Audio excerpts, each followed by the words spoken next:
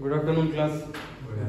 History में इससे पहले वाले लेक्चर में उपनिषद पढ़ा रहे थे। उपनिषद में यजुर्वेद का उपनिषद पढ़ा रहे थे, लास्ट वाला ईशो उपनिषद। ईशो उपनिषद के बाद सामवेद के उपनिषद डालो। सामवेद के उपनिषद क्या पढ़ रहे हैं हम लोग? उपनिषद पढ़ रहे हैं। उपनिषद में ऋग्वेद के उपनिषद पढ़ाए, ऋग्वेद के उपनिषद पढ़ा दिए। कौन कौन से? ऐत्रेय उपनिषद और कौसुतगी उपनिषद ऋग्वेद का। यजुर्वेद के उपनिषद पढ़ाए। यजुर्वेद के कौन कौन से उपनिषद? बृहदारण्यक, तैत्तिरीय, ये सब पढ़ाए थे। कठोर उपनिषद, ये सब इतना यजुर्वेद तक क्लियर है। अब डालो सामवेद की। सामवेद के उपनिषद। सामवेद का उपनिषद पहला डालो छादोंगी। छादोंगी उपनिषद। छादोंगी उपनिषद ये सबसे प्राचीनतम उपनिषद है। स्टार लगाओ इस पे। छादोंगी उपनिषद सामवेद में, सामवेद का पहला उपनिषद छादोंगी उपनिषद। छादोंगी उपनिषद सबसे प्राचीनतम उपनिषद है। सबसे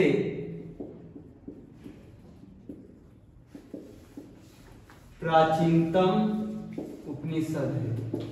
कौन सा उपनिषद? छादोंगी उपनिषद। इसी में देवकी पुत्र श्री कृष्ण का वर्णन है। इसी छादोंगी उपनिषद में देवकी पुत्र, ये स्टेट पीसीएस में आ सकता है, सबसे प्राचीनतम उपनिषद है। दूसरा देवकी पुत्र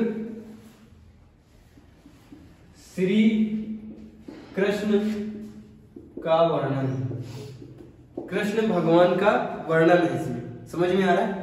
अहिंसा का नारा दिया गया है। अहिंसा का नारा, तीसरा पॉइंट, नॉन वायलेंस।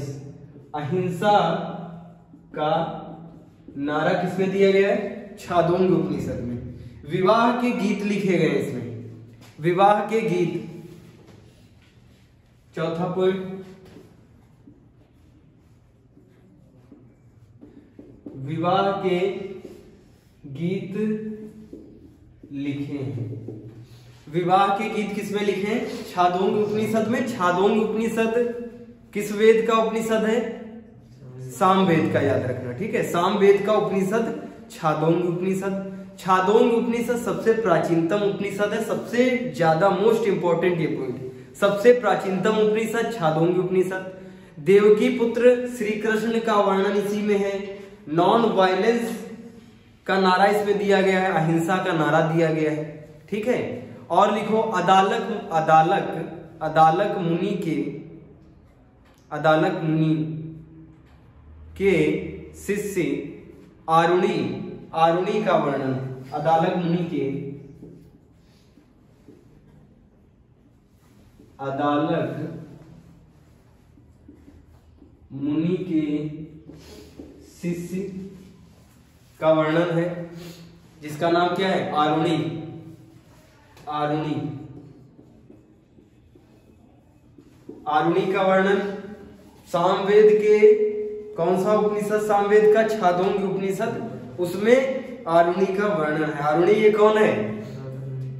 उदालक मुनि का शिष्य है। समझ में आ रहा है? फिर इसी में है सामवेद का उपनिषद है केनो उपनिषद। सिर्फ नाम याद रख लो बस, केनो उपनिषद। इसके बारे में कुछ नहीं पढ़ना है। समझ में आ रहा है? कहां तक हो गया? ऋग्वेद के उपनिषद दो थे, ज्यादा इंपॉर्टेंट नहीं थे। कौन कौन से? ऐत्रेय, कौसुतगी और यजुर्वेद के इंपॉर्टेंट थे। यजुर्वेद के सारे पढ़ाए। समझ में आया? उसके बाद सामवेद के उपनिषद हो गए। अब अथर्ववेद के उपनिषद लिखो।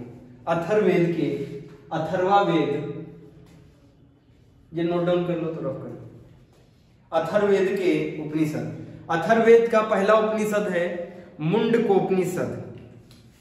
मुंडकोपनिषद अथर्ववेद का ये उपनिषद है, मुंडकोपनिषद। और इसी मुंडकोपनिषद में सत्य में जयते लिखा है। इसी मुंडकोपनिषद में क्या लिखा है? सत्य में जयते। समझ में आ रहा है? इसी में लिखा है यज्ञ फूटी नाव के समान है। यज्ञ फूटी नाव के समान है। मुंडकोपनिषद। मुंडकोपनिषद किस वेद का है? अथर्ववेद का। अथर्ववेद वही वेद है जिसमें जादू टोना वशीकरण इन सब के बारे में लिखा है। समझ में आ रहा है? उपनिषद आए सारे समझ में। अथर्ववेद का उपनिषद इधर लिखे दे रहे हैं। अथर्ववेद का, अथर्ववेद का, अथर्ववेद के उपनिषद। पहला उपनिषद कौन सा है? मुंडकोपनिषद।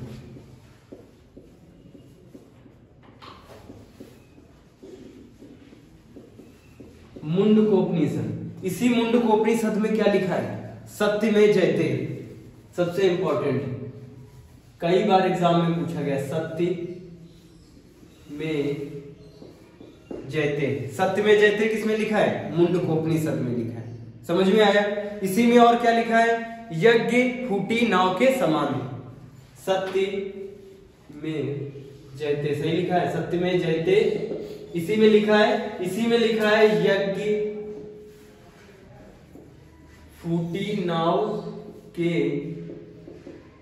समान है। यज्ञ फूटी नाव के समान है। समझ में आ रहा है? इसी अथर्ववेद में ही उपनिषद है दूसरा, उसका नाम है मांडुक्य उपनिषद। मांडुक्य उपनिषद, मांडुक्य उपनिषद, मांडुक्य उपनिषद। अथर्ववेद का उपनिषद है मुंडकोपनिषद। कठोपनिषद, कंफ्यूज ना होना, इसमें कंफ्यूज एग्जामिनर कर सकता है। कठोपनिषद किसका है? यजुर्वेद का उपनिषद है कठोपनिषद। लेकिन मुंडकोपनिषद किसका उपनिषद है? अथर्ववेद का है। समझ में आ रहा है? इसी मुंडकोपनिषद में सत्य में जयते लिखा है। इसी में वर्णन है कि यज्ञ फूटी नाव के समान है। इसी में दूसरा जो उपनिषद है, इसी में अथर्ववेद का जो दूसरा उपनिषद है उसको कहते हैं मांडुक्य उपनिषद।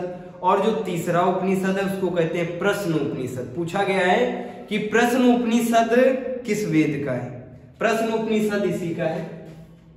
दूसरा है मांडुक्य, मांडुक्य उपनिषद। तीसरा है प्रश्न उपनिषद। यहां तक आया समझ में? कोई दिक्कत? नोट डाउन करो। फिर से एक बार रिपीट कर रहे हैं, उपनिषद इंपॉर्टेंट है। समझ में आ रहा है? उपनिषद क्या है? इंपॉर्टेंट है। ये सबसे लास्ट के लिखा लिखित वेद टाइप के हैं। समझ में आ रहा है? सबसे लास्ट में। इसके बाद इतनी बड़ी रचना नहीं की गई। समझ में आया? ऋग्वेद का पहला उपनिषद ऐत्रेय उपनिषद। दूसरा उपनिषद कौसुतगी उपनिषद। कुछ नहीं पढ़ना, बस इतना ही, कौसुतगी ऐत्रेय, बस काम खत्म।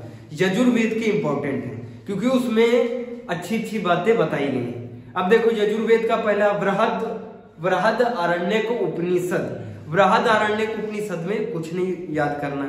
दूसरा जो है तैत्तिरीय उपनिषद। तैत्तिरीय उपनिषद इंपॉर्टेंट है यजुर्वेद का। उसमें क्या वर्णन है? उसमें है अन्न ही ब्रह्म है, अधिका अधिक अन्न उपजाओ, मतलब हरित क्रांति की बात है। किसमें? यजुर्वेद के कौन सा? तैत्तिरीय उपनिषद में। समझ में आ रहा है? फिर कठोपनिषद। कठोपनिषद में ओम का उच्चारण है, यम नचिकेता का उच्चारण है, आत्मा अमर है। ये सब किसमें बताया गया? कठोपनिषद में।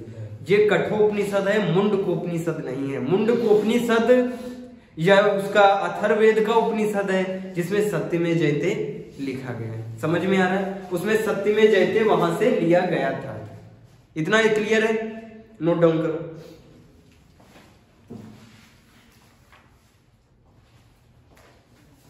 फिर देखो उत्तर वैदिक काल पढ़ रहे हैं। उत्तर वैदिक काल, ऋग्वैदिक काल निपटा दिया, उत्तर वैदिक काल पढ़ रहे हैं। अब उत्तर वैदिक काल में जो उत्तर वैदिक काल का समय है, कहां से कहां तक उत्तर वैदिक काल का समय है? 1000 से 600 BC तक समय है। अब इसमें हम पढ़ने जा रहे हैं स्रोत। स्रोत समझते हो? एविडेंस, कि हमको कैसे पता चला कि ये उत्तर वैदिक काल इतने टाइम का है। यहां से कौन कौन से स्रोत मिले? यहां से दो मेन स्रोत मिले। एक मृदभांड मिले, मृदभांड बहुत इंपॉर्टेंट है, और दूसरा लोहा। दो चीजें मिली हैं। इसी उत्तर वैदिक काल में ही लोहे की क्रांति आएगी। लोहे की क्रांति इन द सेंस कि अब जब लोहा आ जाएगा तो शुरुआत में जब लोहा आता है, यूपी पीसीएस में क्वेश्चन पूछा गया, जब ये शुरुआत में लोहा आया तो ये कृषि के उपयोग में नहीं लाया गया, ये कृषि के उपयोग में नहीं लाया गया। शुरुआती जो लोहा था वो तीर में, जो तीर होती थी धनुष तीर भगवान राम वाली, उसके आगे नोक जैसा बनाने के लिए उसको प्रयोग किया गया। अर्छी, भाला और हसिया इनके लिए प्रयोग किया गया। समझ में आ रहा है? मार काट के लिए लोहे का प्रयोग किया गया। 200 साल के बाद ये कृषि में लाया गया। समझ में आ रहा है? स्टेट पीसीएस में ये पूछा जा चुका है। स्टार्टिंग में ये किस लिए आया था? ये तलवार बनाने के लिए, भाला बनाने के लिए। समझ में आ रहा है? ये हल में लगाने के लिए नहीं हुआ। हल में ये 200 साल के बाद लगेगा। समझ में आया? जब ये हल में लगेगा 200 साल के बाद, तब आएगी लोहे की क्रांति। लोहे की जब क्रांति आएगी तो बहुत ज्यादा उत्पादन होगा और क्षेत्र पश्चिम से पूर्व की तरफ बढ़ेगा। समझ में आ रहा है? अब देखो इसमें डालो स्रोत, डालो स्रोत। उत्तर वैदिक काल, उत्तर वैदिक काल के स्रोत।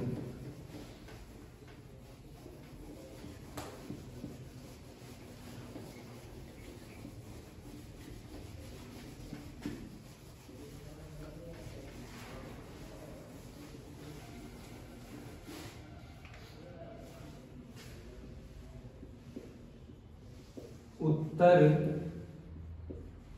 वैदिक काल के स्रोत। स्रोत मतलब एविडेंस। समझ में आ रहा है? स्रोत मतलब एविडेंस। उत्तर वैदिक काल जो है, जो उत्तर वैदिक काल है, इसका समय काल क्या है? इसका समय काल है 1000 से 600 बीसी। इतना पता है? अब 1000 से 600 बीसी में क्या क्या मिला है? 1000 से 600 बीसी में क्या क्या ऐसा मिला है जो पता चलता है कि हाँ ये उत्तर वैदिक काल है, जो ऋग वैदिक काल से अलग है। समझ में आ रहा है? पहला हेडिंग डालो मुख्य स्रोत में। मुख्य स्रोत में मृदभांड। मुख्य स्रोत में ये देखो स्रोत लिखा हुआ है, यहां लिख दिया मुख्य स्रोत। मुख्य स्रोत में पहला डालो हेडिंग मृदभांड। इंपॉर्टेंट है।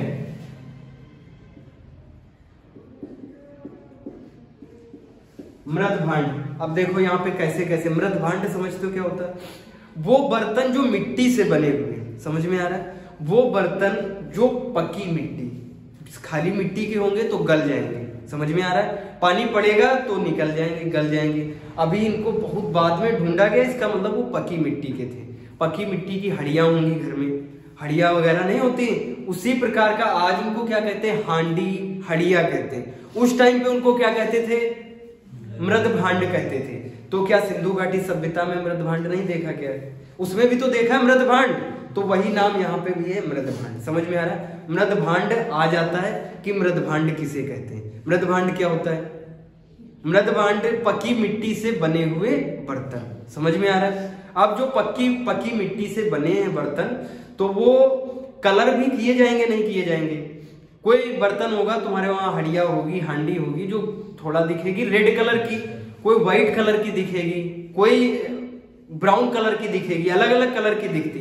यहाँ पे भी अलग अलग कलर की हांडी मिली है, जिसको क्या बोलते हैं? मृदभांड बोलते हैं। समझ में आया? मृदभांड हेडिंग डालो। उसके बाद लिखो 4 प्रकार के मृदभांड मिले। 4 प्रकार के मृदभांड मिले। पहला जो मृदभांड मिला है वो है काले लाल कलर का। काले लाल कलर का मृदभांड। कितने प्रकार के?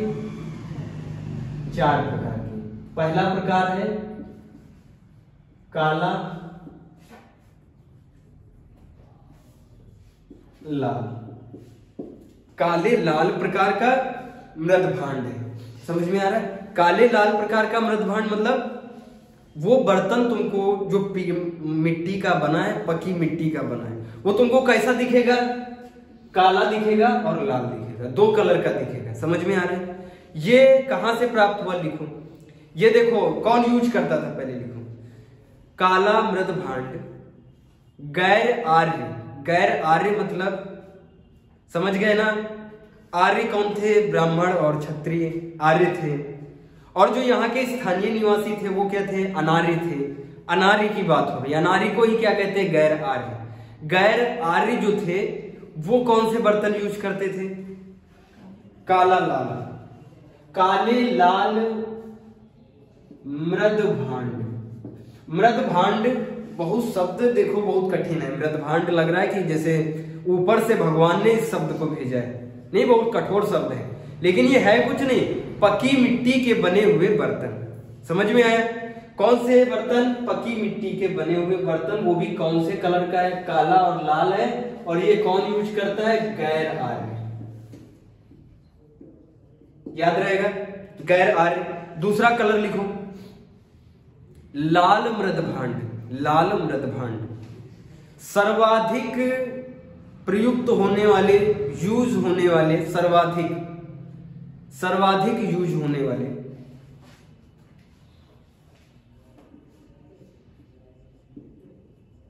लाल मृद भांड। लाल मृद भांड सर्वाधिक यूज होने वाले, सर्वाधिक यूज होने वाले, सबसे ज्यादा ये प्रयुक्त किए जाते थे, यूज किए जाते थे। कौन से? लाल मृद भांड। याद रहेगा, लाल मृद भांड सबसे ज्यादा यूज किए जाते थे। काला लाल मृद भांड गैर आर्य यूज करते थे। समझ में आ गया? क्लियर है यहां तक? कोई दिक्कत?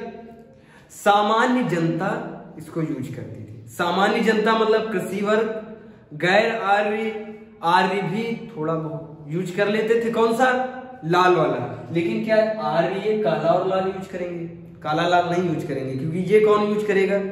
गैर आर्य यूज करेंगे। समझ में आ रहा है? अभी भी घर पे देखोगे तो घर पे ज्यादा से ज्यादा यूज क्या होता है? स्टील यूज होती है। समझ में आ रहा है? तांबे के बर्तन महंगे पड़ते हैं, तांबे के तो नहीं यूज होते हैं। समझ में आ रहा है? बहुत कम यूज होते हैं। तांबे का बर्तन बहुत अच्छा होता है, उसमें अगर पानी पिए या कुछ भी जो भी कार्य करें, तांबे के बर्तन में पानी वगैरह पीना है, कुछ भी करना है, तांबे का बर्तन स्टील से बहुत बेस्ट होता है। लेकिन वो महंगा पड़ता है, इसलिए सब अफोर्ड नहीं कर सकते। ये जो बर्तन है ये सस्ते हैं, ये मिट्टी के बर्तन सस्ते हैं। समझ में आ रहा है? अब जो आने जा रहा है वो है महंगा बर्तन। समझ में आया? इसको कहते हैं चित्रित कौन से? दो लिखा है, तीसरा लिखो, लाल मृद भांड लिखवाया, तीसरा लिखो चित्रित धूसर मृद भांड। इंग्लिश में इसको कहते हैं प्रिंटेड ग्रे वेयर। ये इंपॉर्टेंट है, उच्च वर्ग यूज करता था, उच्च वर्ग। चित्रित तीसरा है, ये इंपॉर्टेंट है बहुत ज्यादा। चित्रित धूसर मृद भांड इसको कहते थे। Printed grey ware. Printed grey ware कौन यूज करता था? उच्च वर्ग। यूज्ड बाय रिच वंस या रिच पीपल्स।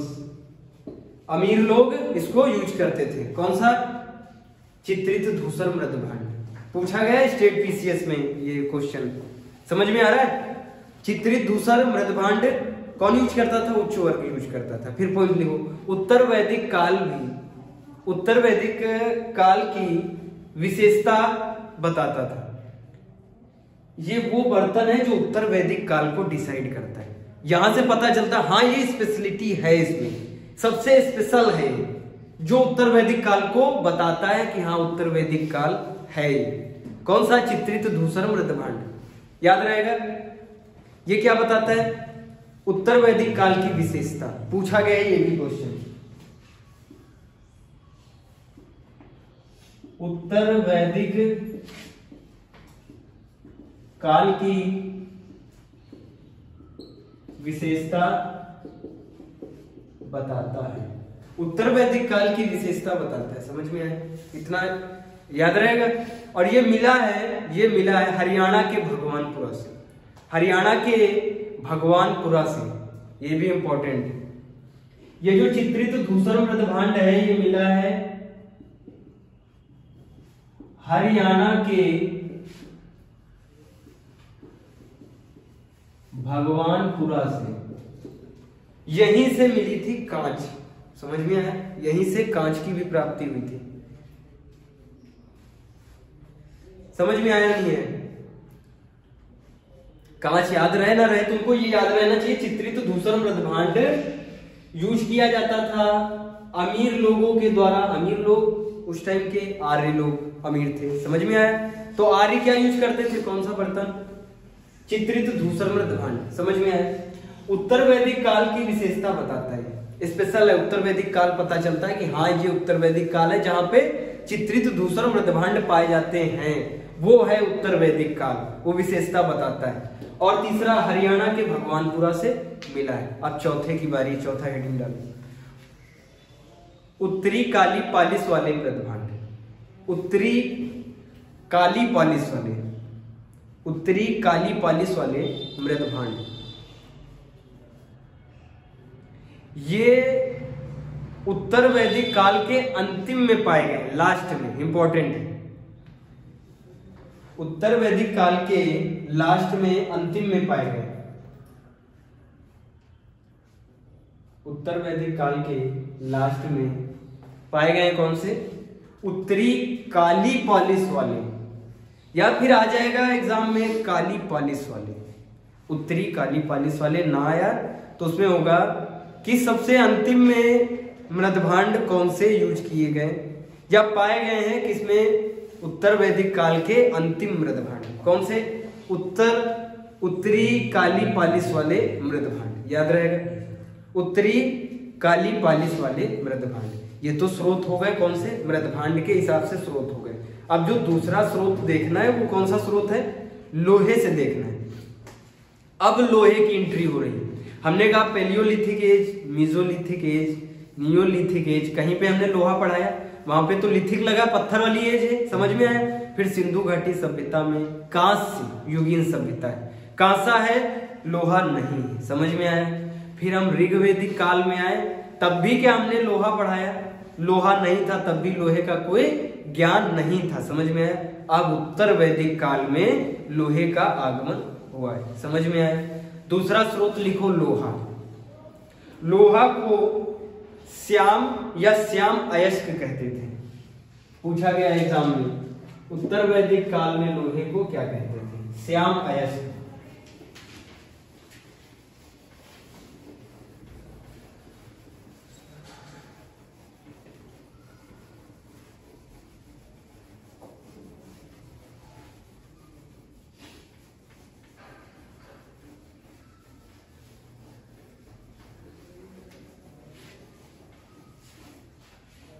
दूसरा जो स्रोत है, दूसरा स्रोत है लोहा।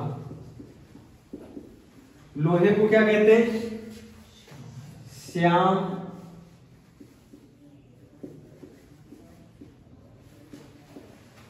अयस्क या फिर कृष्ण अयस्क। याद रहेगा, श्याम और कृष्ण एक ही, दोनों एक ही लोग नाम है। समझ में आया? श्याम अयस्क, कृष्ण अयस्क इसको कहते थे। याद रहेगा। अब लिखो प्रथम उल्लेख। प्रथम उल्लेख जो है, जो लोहे का सबसे पहले उल्लेख है, इंपॉर्टेंट है। सबसे पहले लोहे का उल्लेख अथर्ववेद में। अथर्ववेद में सबसे पहले लोहे का उल्लेख है। क्लियर रहेगा? सॉरी, अथर्ववेद बता दिए, यजुर्वेद में उल्लेख है। यजुर्वेद में, नोट डाउन कर लो, दिमाग से निकल जाता है। यजुर्वेद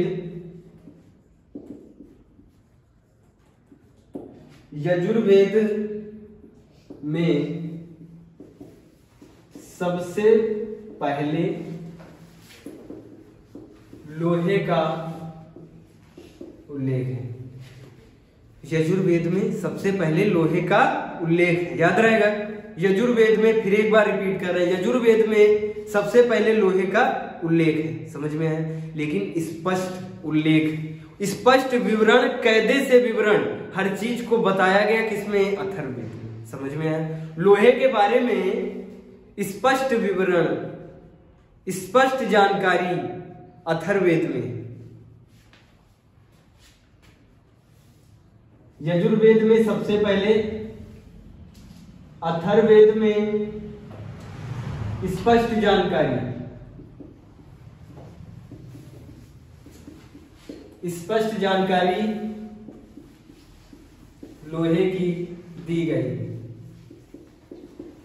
स्पष्ट जानकारी अथर्ववेद में, और स्टार्टिंग जहां पे नाम मिला है एकदम स्टार्टिंग में, वो कौन सा वेद है? यजुर्वेद में सबसे पहले लोहे का उल्लेख है, याद रहेगा।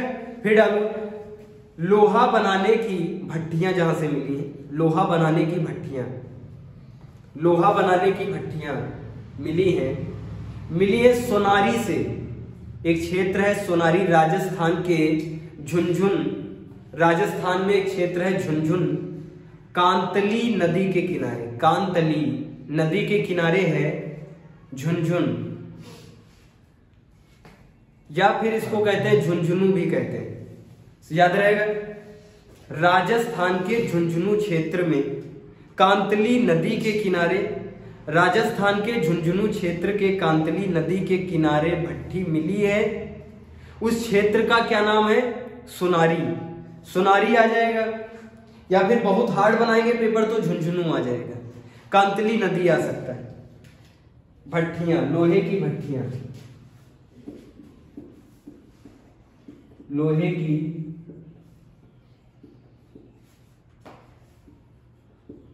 भट्टियां मिली हैं, लोहे की भट्टियां मिली कहां से? पहला ही पॉइंट है सोनारी। सोनारी कहां है? सोनारी कहां है? राजस्थान में सोनारी क्षेत्र है, समझ में आया? राजस्थान में कौन सा क्षेत्र? सोनारी क्षेत्र है। और एरिया जो है, जो एरिया एग्जैक्ट एरिया, उसको कहते हैं झुंझुनू।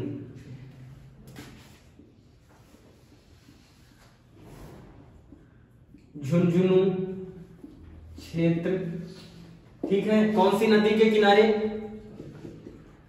कांतली नदी के किनारे से भट्टी मिली है, याद रहेगा? याद रहेगा नहीं याद रहेगा? लोहे का हम बता रहे हैं, लोहे का स्रोत बता रहे हैं। तो लोहे का स्रोत जहां से मिला है, वो पहला जो एरिया है, जो डिस्ट्रिक्ट है ना, वो हम बता रहे हैं। राजस्थान में एक एरिया है जिसका नाम सोनारी, सोनारी में एक अंदर क्षेत्र है जिसका नाम झुंझुनू है। उस झुंझुनू में आसपास एक नदी पड़ती है, कांतली नदी, कांतली नदी के किनारे ही क्या मिली है? भट्टी मिली है। और वो क्षेत्र कौन सा है? एरिया कौन सा है? वो एरिया झुंझुनू है। अगर बड़ा क्षेत्र पूछा जाए, जैसे डिस्ट्रिक्ट होता है, तो डिस्ट्रिक्ट कौन सा लगता है? सोनारी। समझ में आया?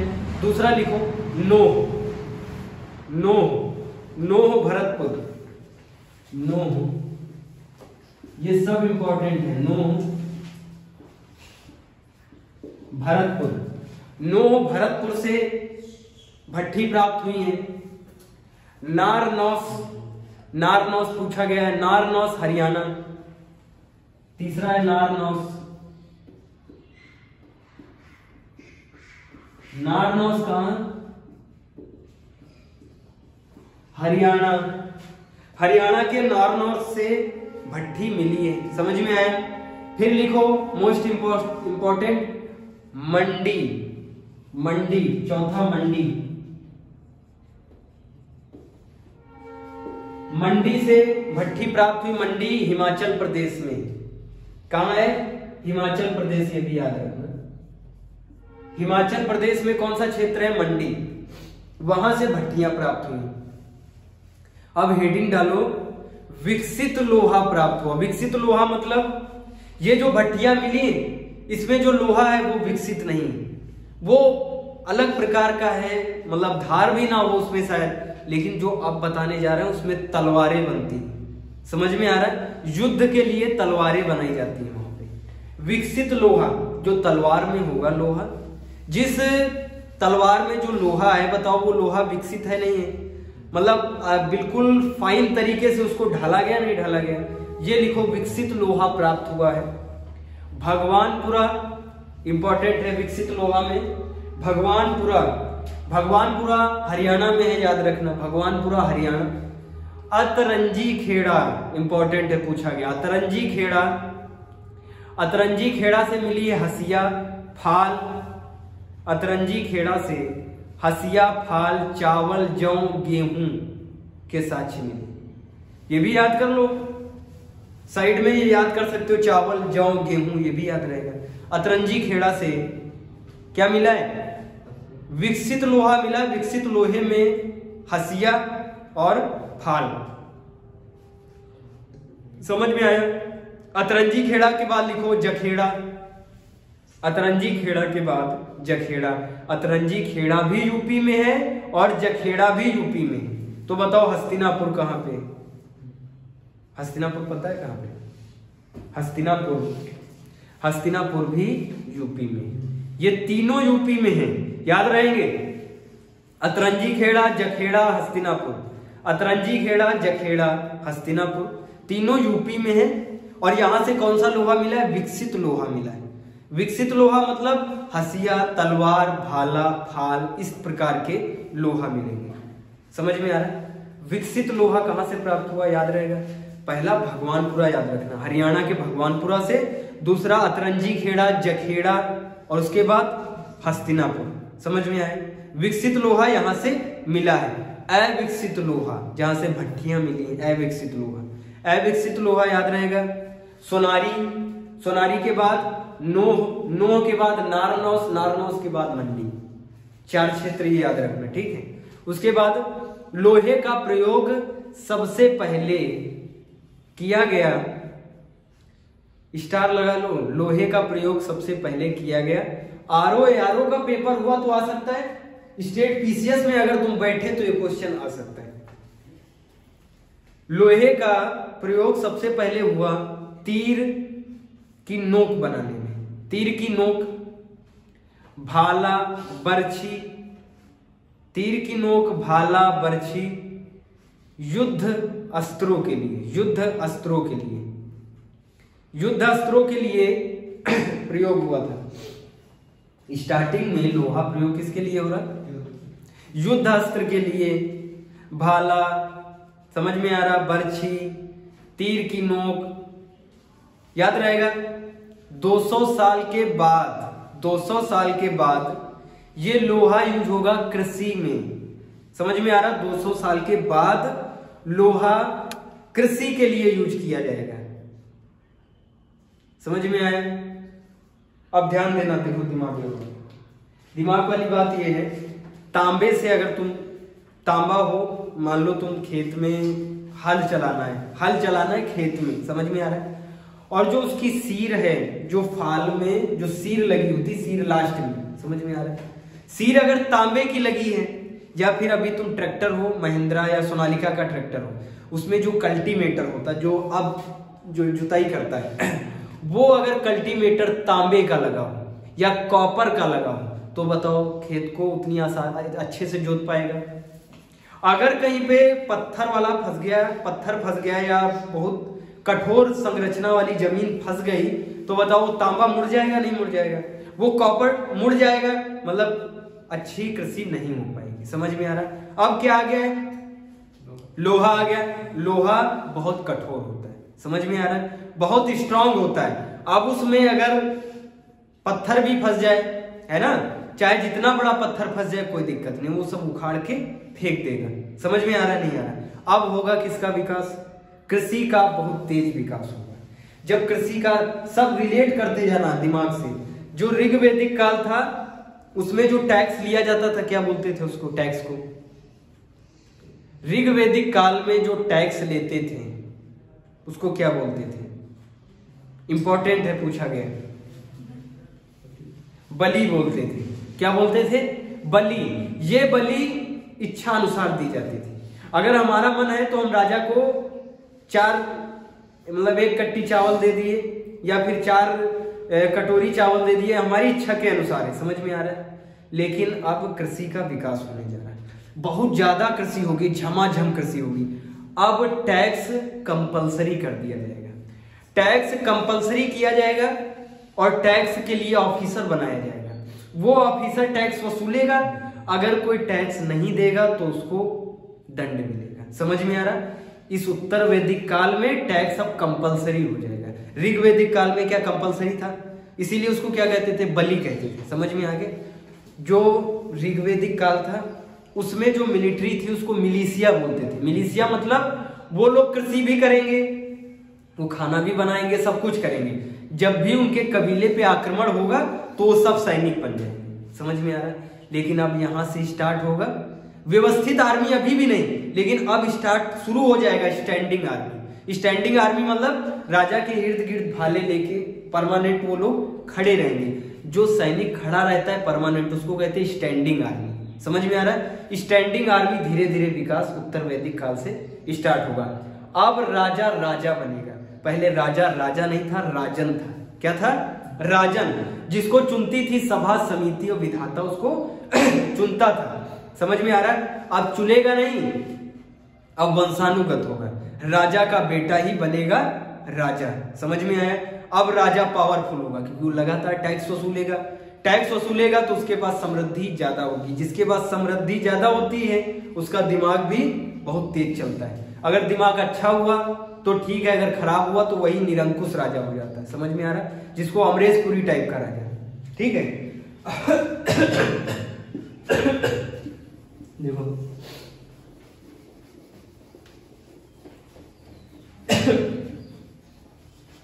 अब कृषि का क्या होगा, विकास होगा। लोहा आ गया, लोहा समझ में आया, विकसित लोहा मिल गया, अविकसित लोहा मिल गया।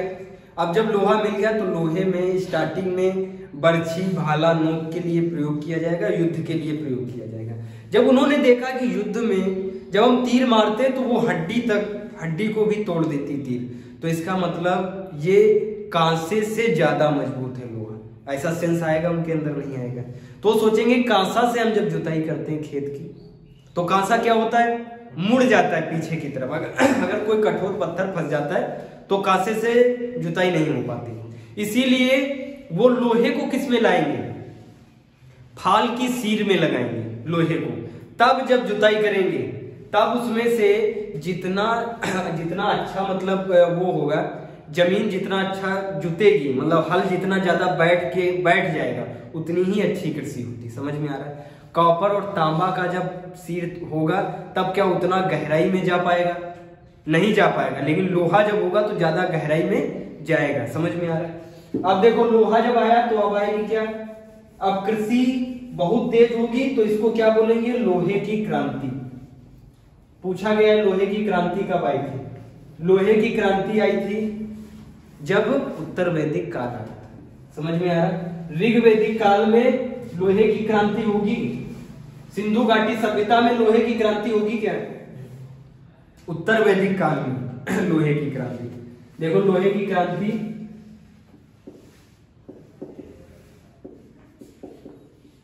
क्रांति समझना कैसे, ध्यान से सुनो, ये इंटरव्यू में भी पूछा गया।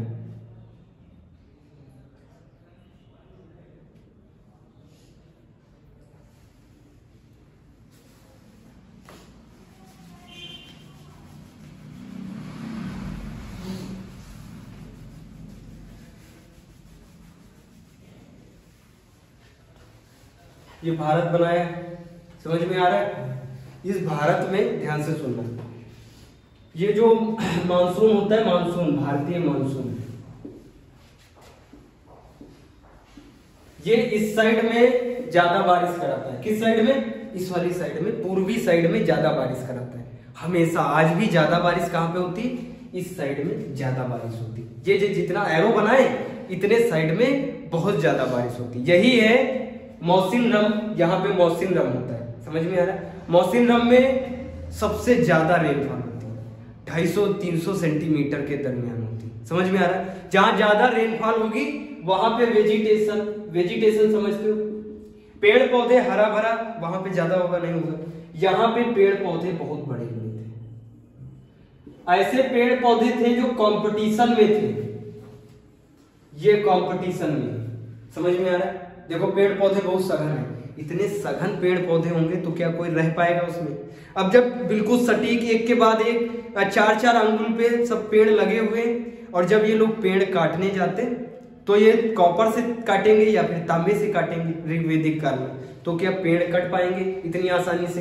पूरी जिंदगी चली जाएगी 10 पेड़ काटने में। समझ में आ रहा है? तो इनके लिए पॉसिबल नहीं, इसीलिए ये कहां पे जाएंगे, ये कहां पे रहते हैं? सिंधु घाटी सभ्यता भी इसी क्षेत्र में और ऋग्वेदिक एज भी इसी क्षेत्र में। समझ में आ रहा है? जहां पे बारिश नहीं होती, इसीलिए यहाँ पेड़ पौधे भी नहीं होते हैं। जहाँ पेड़ पौधे नहीं होंगे, समतल जमीन होगी, वहीं तो इंसान रहेगा नहीं रहेगा। लेकिन अब आ गया लोहा। क्या आया है?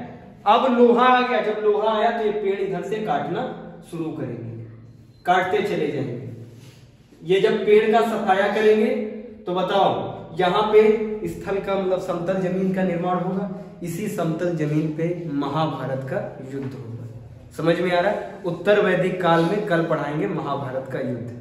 महाभारत का युद्ध यहाँ पे नहीं लड़ा गया है। महाभारत का युद्ध दिल्ली, हरियाणा और यूपी का जो तीनों का बॉर्डर लगता है उसको उसी जगह पे वो लड़ा गया। वहां पे पहले बहुत पेड़ पौधे थे, लेकिन लोहा आने से पेड़ पौधे कटे, पेड़ पौधे कटने से वहां पे क्षेत्र का विकास हुआ। समझ में आ रहा है? और यहाँ पे लड़ा जाएगा क्या? महाभारत का युद्ध। कल बताएंगे, ठीक है? नोट डाउन करना।